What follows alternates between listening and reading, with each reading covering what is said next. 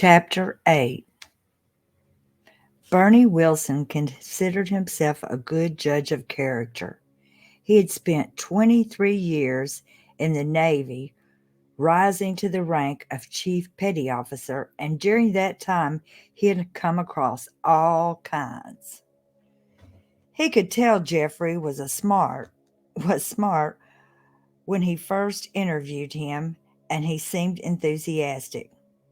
The hospital job paid $6 per hour.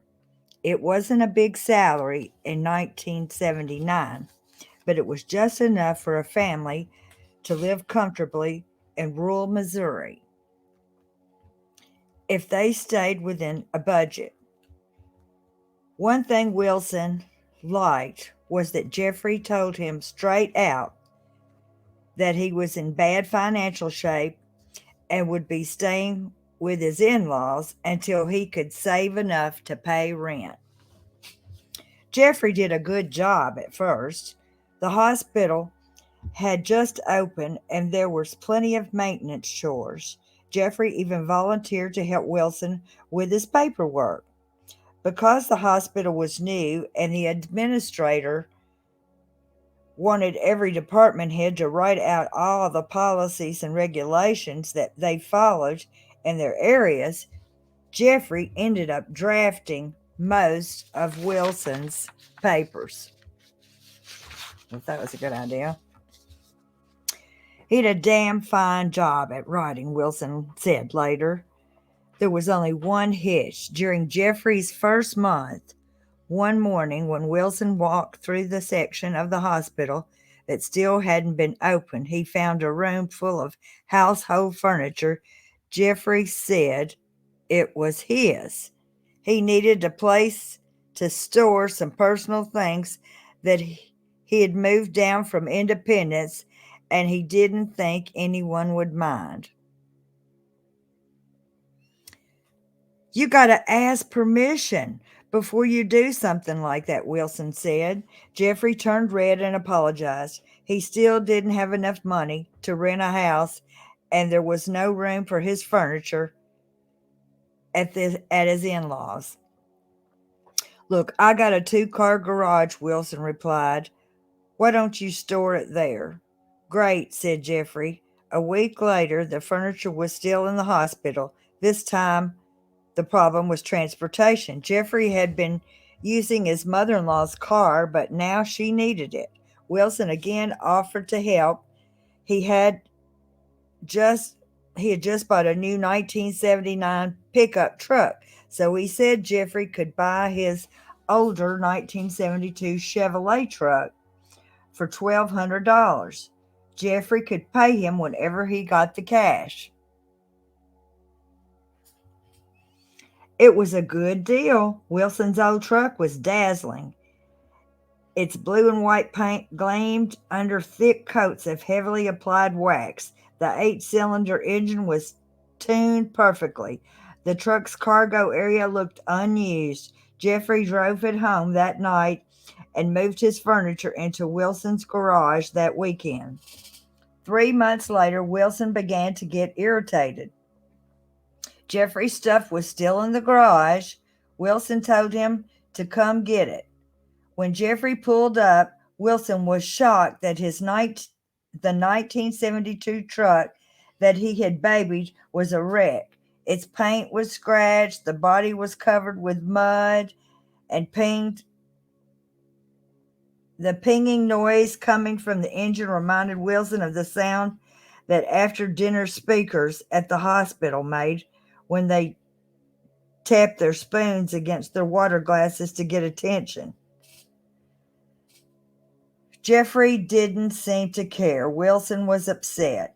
He found a place to rent, he announced. Wilson felt odd. Jeffrey hadn't paid him a cent for the truck. He clearly wasn't taking care of it, and he had stored his furniture in Wilson's garage all summer without ever bothering to say thank you.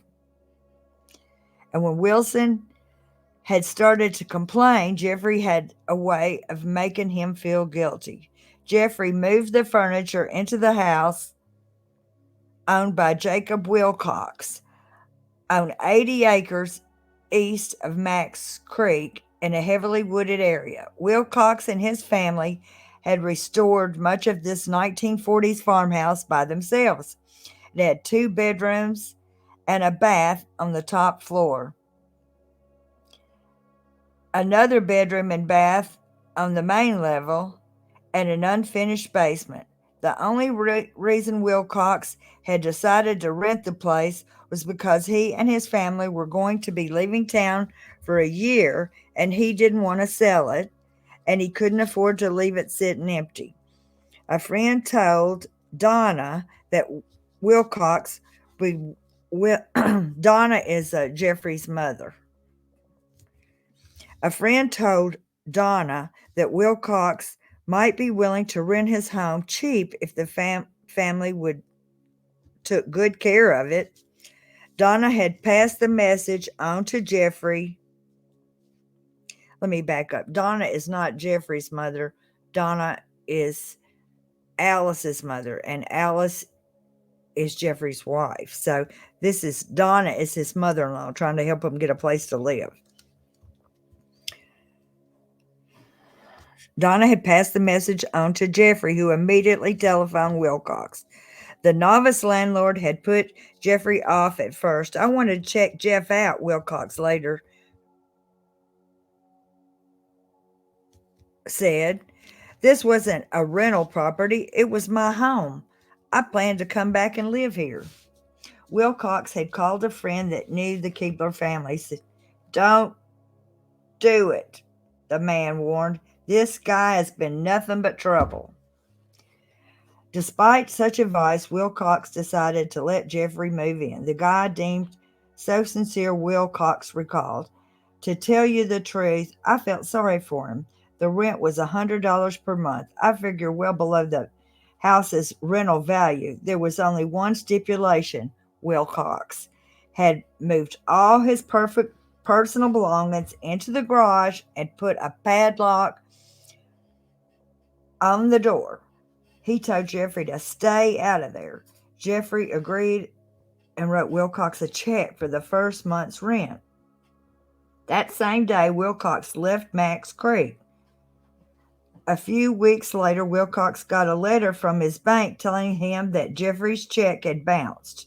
Wilcox called Jeffrey, who quickly apologized and mailed him another check. It bounced too.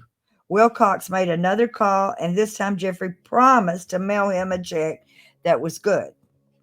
And when it cleared, Wilcox figured the first 2 had been harmless errors.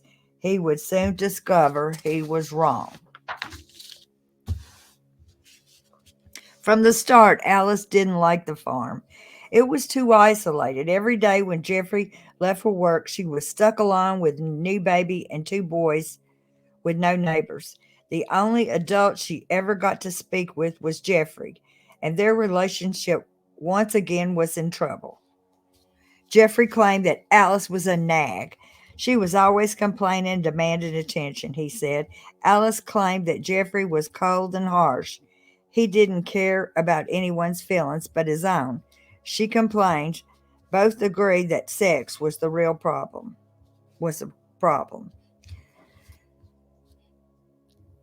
Said Jeffrey, being happy sexually with Alice wasn't possible. She couldn't give him what I wanted. She couldn't give me what I wanted. Let me start this over because I'm speaking for Jeffrey, so I'm all like a little verklempt about it. Said Jeffrey, being happy sexually with Alice wasn't possible. She couldn't give me what I wanted. I would not be out of line to say that if we had sexual intercourse 6 times a year, that was a great year. I used to say that you could tell how many times Alice and I had made love by counting our kids. It was supposed to be a joke, but it's not funny anymore. He was never funny. Said Alice. Jeffrey was impossible to satisfy. when it came to sex. If Jeffrey didn't have it 7 or 8 orgasms a day, he felt deprived. I'm embarrassed. Am I turning pink? Oh. One night, Jeffrey confronted Alice. Let's stop playing games, he said. Let's deal with the issue. This is a marital relationship, and I have certain sexual expectations, and I expect you to meet those expectations. Boy, that's romantic, isn't it? Jeffrey later insisted that Alice got angry and refused to have sex with him. She simply refused to meet my needs, he said, and made it clear that she wasn't going to. Her refusal, he claimed, made him so frustrated that he began flirting at work with other women. Alice later told a much different story about why she and Jeffrey were having sexual problems. Just before Thanksgiving, Jeffrey took me out to the farm we had rented. He left the kids at my mom's house.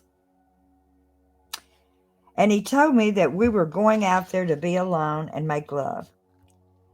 I went along with it because I wanted to make him happy, but I wasn't prepared for what happened.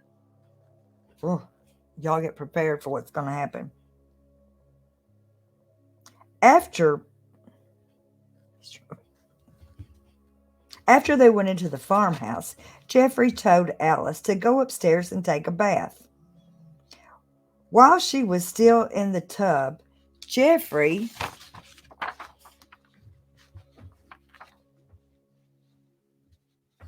well, it's a bad time to lose your page, ain't it?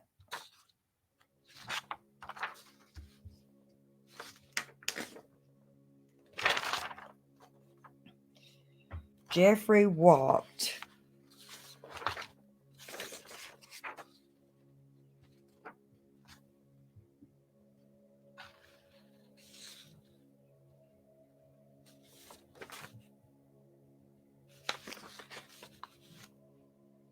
cliffhanger.